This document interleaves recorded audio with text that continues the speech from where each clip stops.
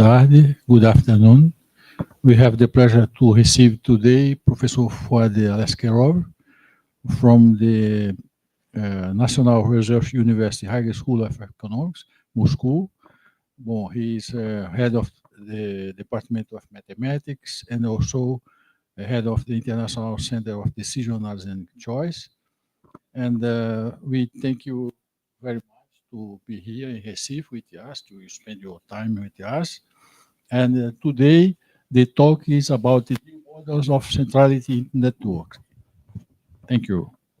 Thank you very much. Thank you very much, Francisco. It's a great pleasure for me to be in Brazil. It is my second visit, and I enjoy your country. And today I will talk about new models and evaluation centrality in networks. As you maybe know, that the idea of networks and analysis of networks came from 1920s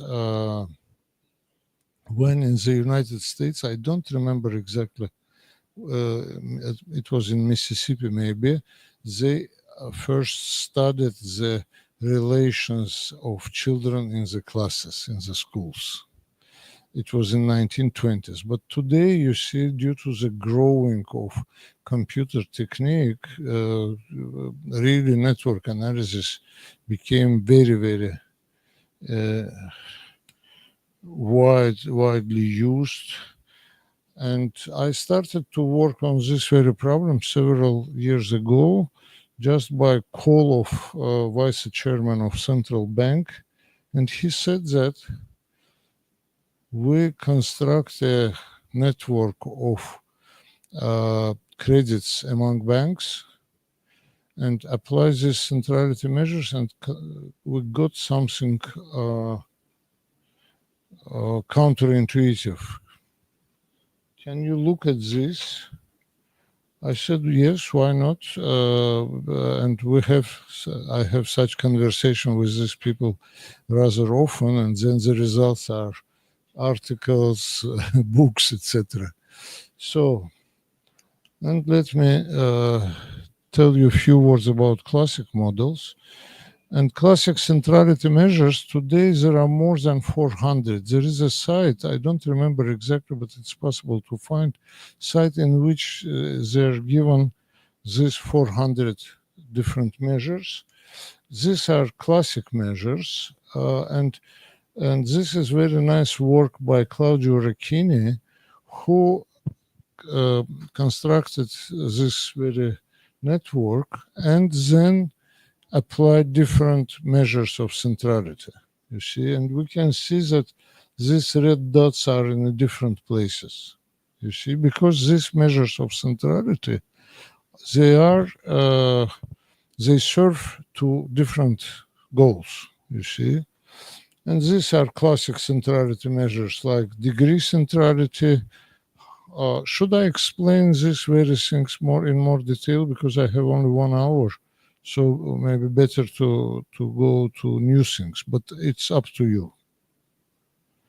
If everybody knows this stuff, then so eigenvector centrality, degree centrality is important part of the story, that they check only neighboring vertices. Eigenvector centrality take into account the let's say, value of the vertex to which this vertex is connected. Betweenness is considered the ways on which this very, for instance, two vertices are connected and how many passes goes through this very fixed vertex, etc. And what is important, when I started to work all this very notions, I was so surprised that none of these measures take into account the parameters of the vertices.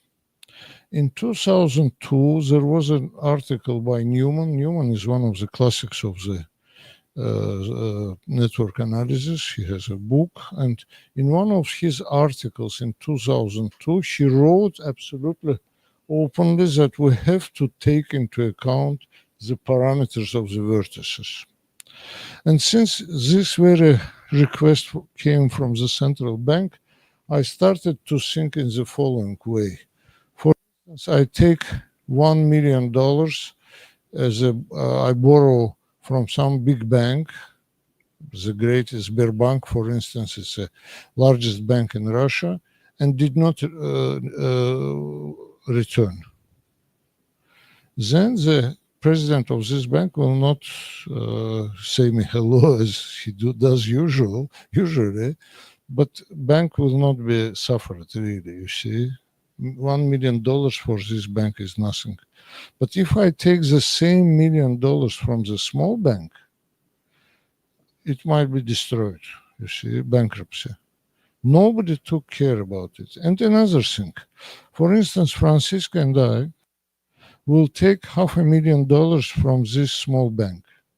If one of us will return this money, bank will survive. But if two of us will not return, then this is the same million, it will be destroyed.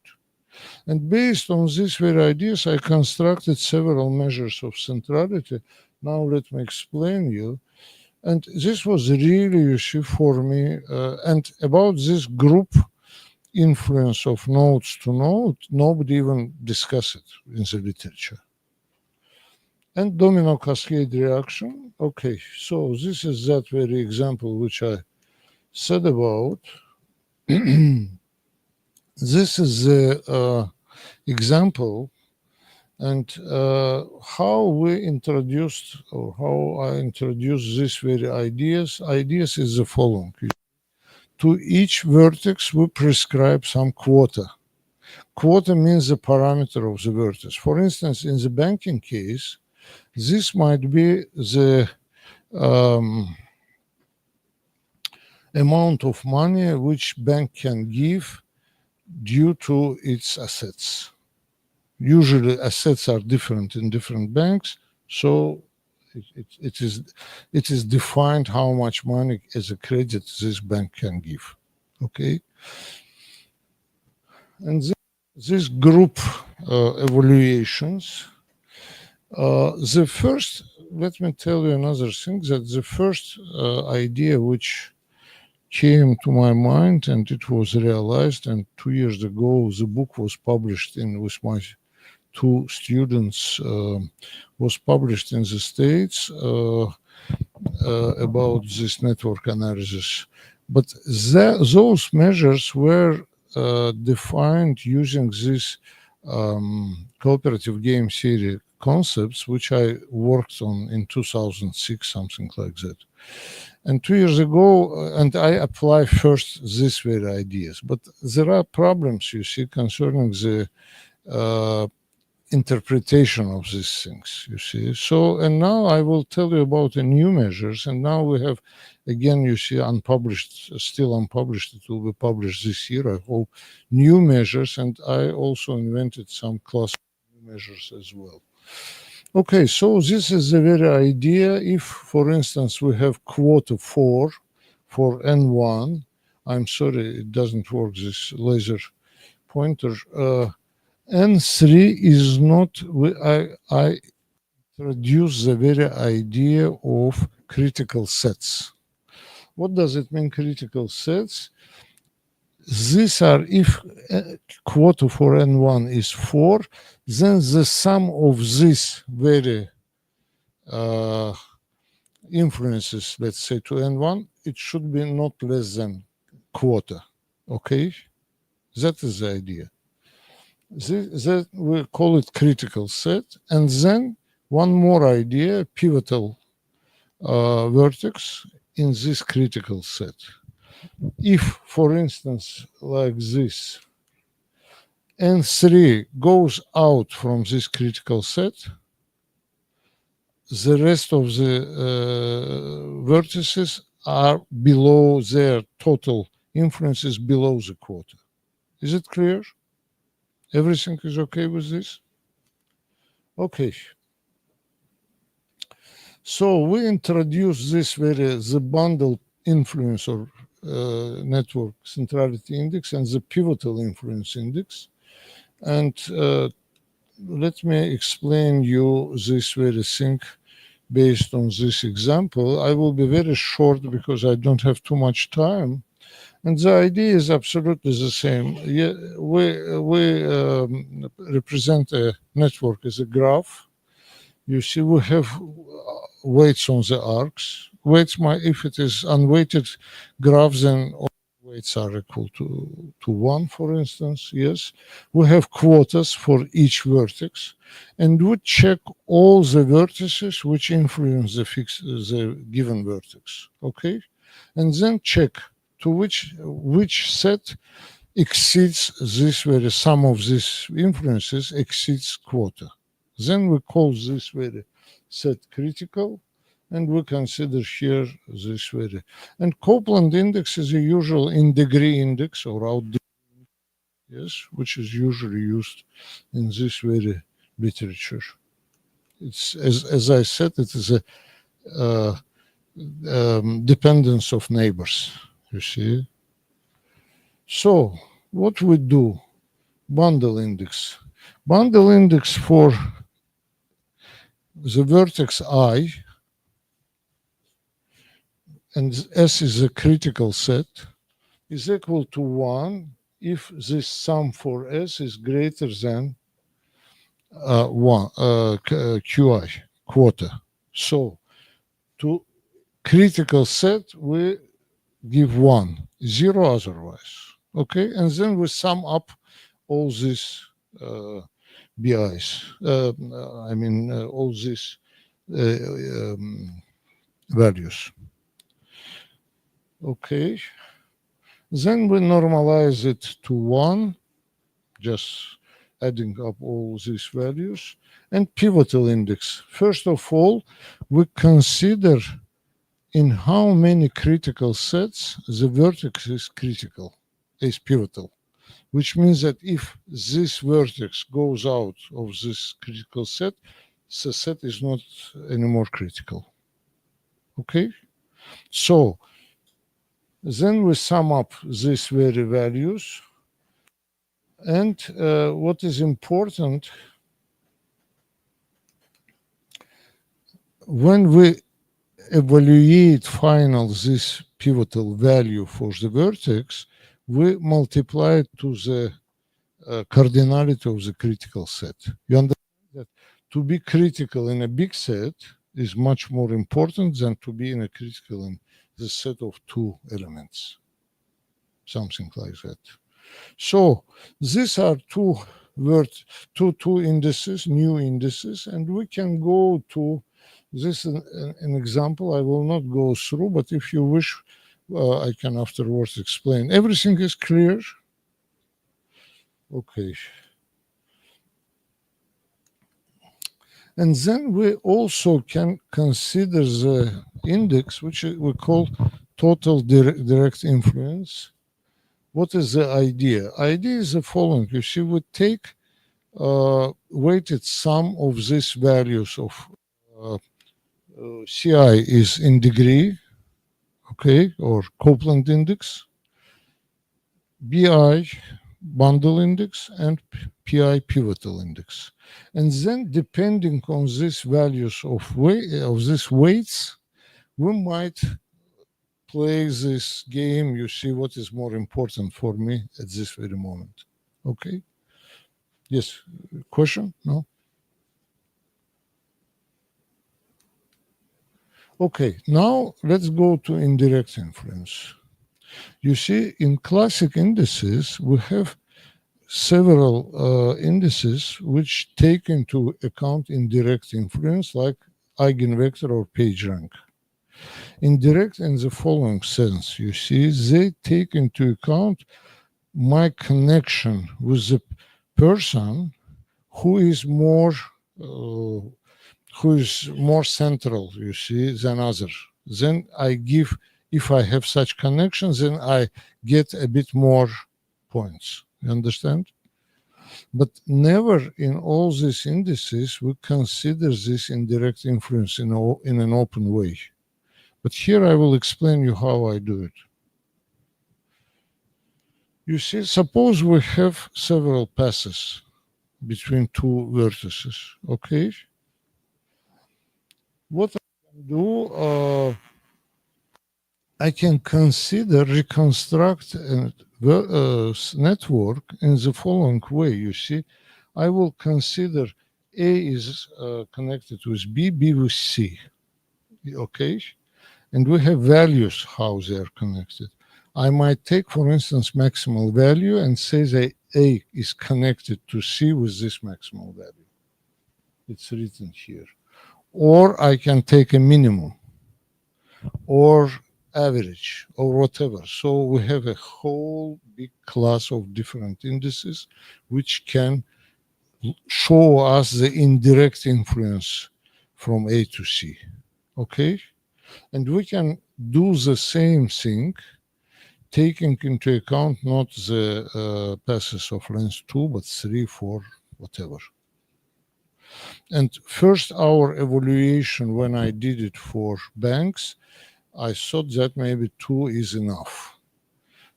Bank A gave money to B, B gave to C, and if C will not return money to A will be in a bad condition. Yes, but after that we understood that better to look longer passes. And then we can construct again this for a new reconstructed graph, again, total values, etc., etc. You understand? This whole, we have a whole big class of possibilities. Or we can go like this to construct weighted sum of these total influences over this indirect influences, yes, etc. Okay, so this is again an example, and we can take this maximum values of these passes, or we can take, for instance, if we have more, we can take maximum and take out of the several values, minimum value, for instance, average value, whatever you wish. It depends on the model. So I will not stop here too much, but if you wish, we can discuss it in more detail. So, and we can consider the serious now switch to network of import-export products, food. And we did a lot of applications of this model: migration, terrorism, conflicts, students' mobility, many. You see, maybe 20. And we still are working on this. Because, I hope this year will be published the book on bibliometry by Springer. Using these very indices, we analyzed more than 38,000 articles on Parkinson disease. But not from point of view of Parkinson, but from point of view of bibliometry, which we consider references of articles to articles, organizations to organizations, etc. Terms in one article to terms in different article, etc. So we have really very huge and very deep understanding what is going on. But now I will talk you about one application, about the food, about the food products. So we have this is an example, it's not real. And we A1, for instance, it's a country, sent 70, I don't know, 1,070 tons of food to A8, okay, A10 cents to A900 tons of food, etc. but it's up to you. You might put any value here. And now let's look the model. So we consider it for basic grain crops: wheat, maize, millet, sorghum, rice, rye, oats, barley, and buckwheat. During these 3 years, 18, 19, and 20, and what was the idea? The idea was to evaluate to which extent, you see it is written there, not in tons, we add up everything and evaluate things based on carbohydrates. You see, I will show you how it works. Okay, so for instance, in 2018, Afghanistan exported to Pakistan 327 tons of millet, 2 tons of wheat. Now, there are Food and Agriculture Organization has special tables saying how many carbohydrates are in 1 kilo of millet, in 1 kilo of wheat, etc. So we can re-evaluate this and said that Afghanistan export to Pakistan is 239.67 tons, because 1 ton of millet contains 0.7285 tons of carbohydrates, etc. Okay? So we can re-evaluate all these. And now we come to the classic and new centrality indices. And quota is a recommended consumption. You see, Food and Agriculture Organization and World Health Organization, they say that minimal, it's not written here, no, yes, 47.45 kilos per capita per year should be consumed by people of carbohydrates, you see. If it is less than this, these organizations, World Health Organization and FAO, consider that there are some serious problems with food consumption in this very country. Okay? So, what we did, we consider food consumption for country I in the following way. PI is production in this very country of this very carbohydrates. II is import minus export and divided to population of this country. So we get how many carbohydrates are consumed by this population of this country, by people of this country. And remember, it should not be less than 47.45 because it's medical restriction. Okay?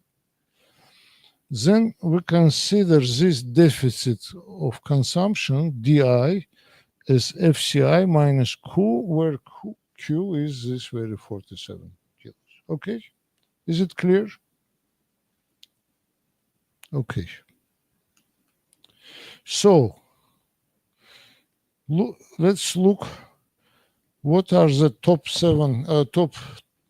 3 countries most dependent of imports of grain products in 2018, 19, and 20. According to the bundle of page rank is South Africa, in degree Santa Lucia, and bundle and pivotal gives us Netherlands. Second place, Namibia, Latvia, United Arab Emirates, etc. Indifferent. Why Netherlands came to this? It's rather strange. Yes, it's a rich country with absolutely, because they used they are used as a transfer country. You see, they sent a lot of food for export.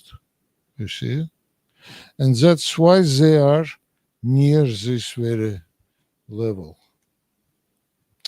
And now we can come also to scenario analysis. And this is very important because we have, we might consider the situations when, for instance, something happened. And then we, when we wrote this very article, it was published, I don't remember exactly, it was published abroad. We accidentally, we understood that, we read that it was a flood in Pakistan in 2020. And according to the official site of UNICEF, 10 million children suffer from hunger. Okay? 10 million children.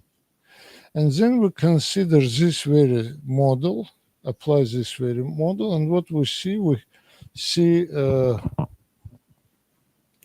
before the flood, these red numbers showed that to which extent it was bad. Again, it is the deficit comparing with this 47 kilos. Okay? So we have Burundi, minus 1127, okay? But after the flood, it is minus 1132. But so the influence of Pakistan to Burundi was not so important, you see. Maybe it was touched by the same flood, I don't know. But look over Comoro Islands. They had plus 44, which means that more than this very quota. And after this flood, they have minus 8.60. Okay, and then we can look, Dominica had this deficit, Congo had this very deficit, Montenegro, Pakistan was 92.58, it became minus 38, you see? So it's the real suffer from shortage of food, shortage of carbohydrates. And we can see some values are not changing because Pakistan does not influence really to these very values. And then comes another idea, to which extent we might model now the situation if we understand this very, using this scenario analysis. To which extent we can model the situation, how we can help, for instance, to Pakistan, to Comoro Islands, etc. And we did it just for, as an example, we did the following, you see. Suppose Russia, as you know, Russia exports a lot of grains abroad. And we assume that Russia, 10% of its export sent to Pakistan.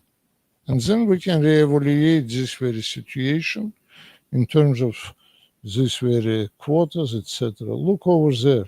Pakistan was minus 30.14. Okay. It became 23.9.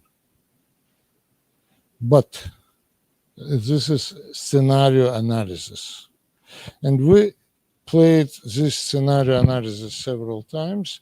With I will not show you with 5%, 10%, 15%. As far as I remember, if 15% is okay, Pakistan came to zero. So they come to the level of normal consumption. Well, not normal, but at least necessary consumption. Okay, so we have, I can tell you that we constructed this very network which takes into account all this model, all these very specific features of group influence, of parameters of vertices, etc. And now we can consider the scenario analysis. And what is important that we might play this scenario analysis in an open way, you see.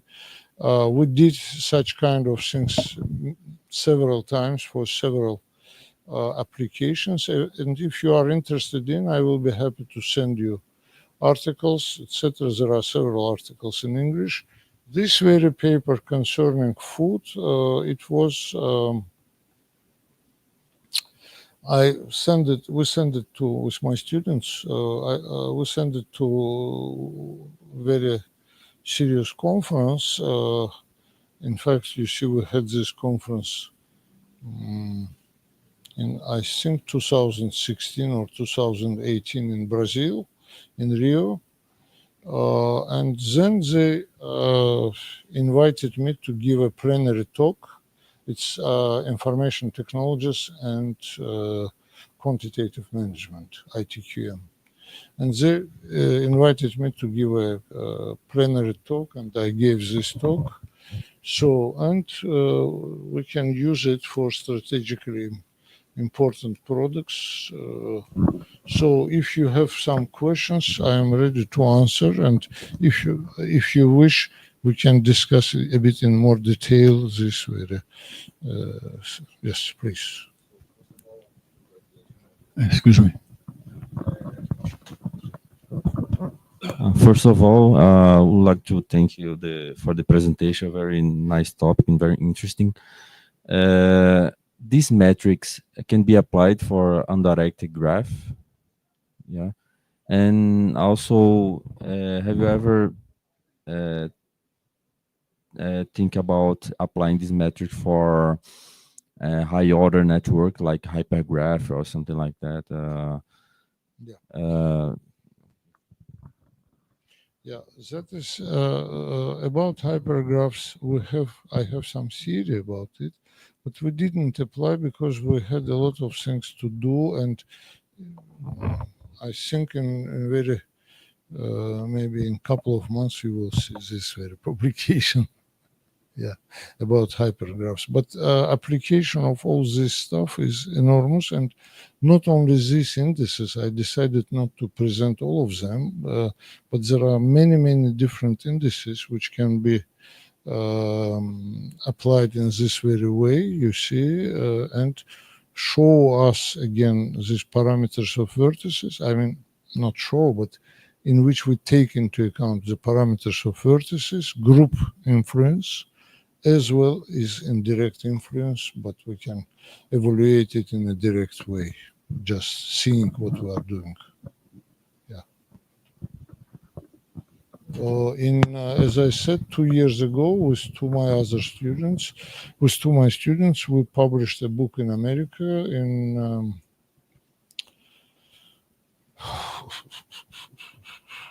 Aleskerov, Meshcherikova, Shvudun. These are my students, but it was based on this very game theoretic concepts. These things, I hope this year we will finish this book about bibliometry and it will be published, but we have several articles. We applied it in many different cases and got very interesting results. And now we proceed with the work with food consumption, and we also invited some people who are a specialist in food consumption. I hope in a few months we will finish this very work. In fact, you see, we have enormous directions, number of directions where to go and how to generalize it, and so unfortunately, there are not too many people to work. We have a very good team, but still not too many people. Yeah. Yes, please. If you are interested, somebody with application of these stories to some, I will be happy to discuss it. There are other comments or questions? Thank you very much for your talk. I think that this is very interesting subject, and when we after the COVID pandemic, we started to think about resilience and how the supply chain networks would react and how to increase reliability. And have you ever considered using that approach for food reliability and resilience? And how would it behave if we check that now today? Which would be the weak spots that we have? We did such kind of work concerning COVID in a few years ago, and we very seriously worked on this, but not with these very models, a bit other models. And I gave at least 4 plenary papers on different conferences, including Informs, and one was top medical conference, World Medical Conference, not Russian, but World Medical Conference. And it was published in, I think it's in one of the journals. If you are interested in, I can send you. I don't remember exactly in which one. Usually you see, if it is not pure math, my co-authors take care about where to publish it.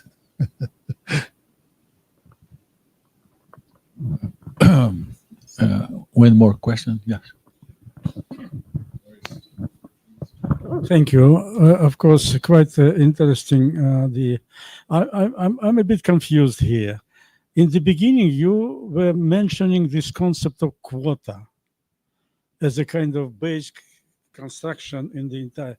Is this concept was used in this computation for the consumption? Yes. If it was, then how it was defined? But it was defined based on this. It is a minimal number per capita, which is recommended by World Health Organization. So this is the quota. Yeah, this is a quota, yes. And if they go below quota, this means that it's a starvation there.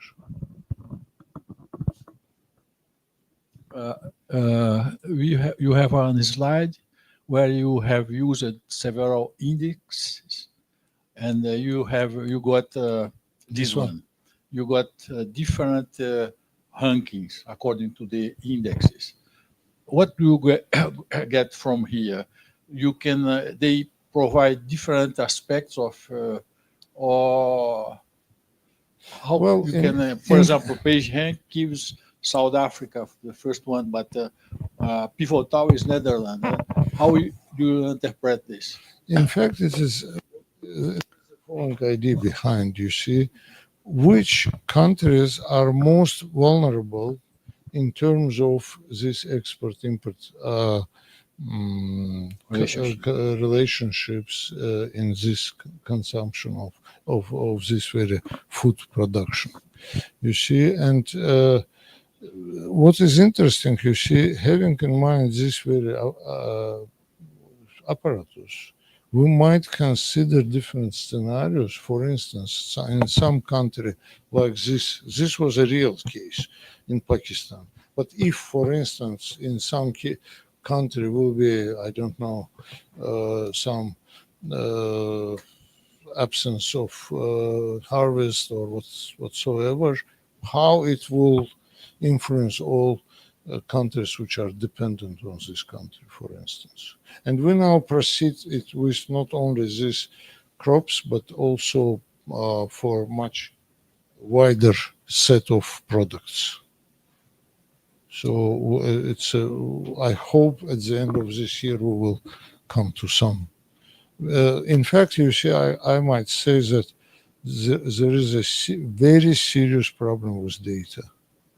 Very serious. And one day I even thought about to write a letter to the United Nations, you see, because in fact we don't have data from these countries who suffer from absence or shortage of food. But at the same time, we give to some countries some support, but we don't know what is going on there, because some countries do not provide data. Some countries provide data in that way that it's impossible to understand. You see, it is really serious problem in the world today, you see. Oh, any more? Another question? Yes, please, please. Just looking at this table, I see that page rank changes every year, almost randomly. In degree changes every year, also quite randomly. And your methods, both of them, give very stable results. How can you explain this? Only in one way, you see. That is, we take into account this group influence, you see. But because of the group influence, it does not depend on the, in fact, you see, 5 kilos here or 10 kilos here, you see. It is considered as this critical set. It is almost the same during years. You understand? So, any more questions or comments? Okay, please. Have you already modeled those measures with multiple criteria or multiple factors? And is that easy to bring it all No, through an it's not utility a direct. function, or how does it affect depending on the type of the network? It's not direct, but if you come, I will give a talk on in the economic department, and I will talk there about binary relations, choice, and preferences, and I will touch this very problem there. I don't remember when it will be, but these days, during these days. Yeah, it is, and now I construct a bit different model. It is at the very beginning we start to work on this. It is rather complicated, but still, you see, possible to work. Yeah. So, thank you very much for this Thank nice you. talk. And Professor Fuad is still here until June 1st June. And then if you are interested in Yeah, connections please. and so on. Yeah. I will send some articles to Professor Carvalho, but if you are interested in more deeper things, please do not hesitate to approach me. And thank you very much. Indeed, it's a really great pleasure to be here. Thank you. Okay, thank you.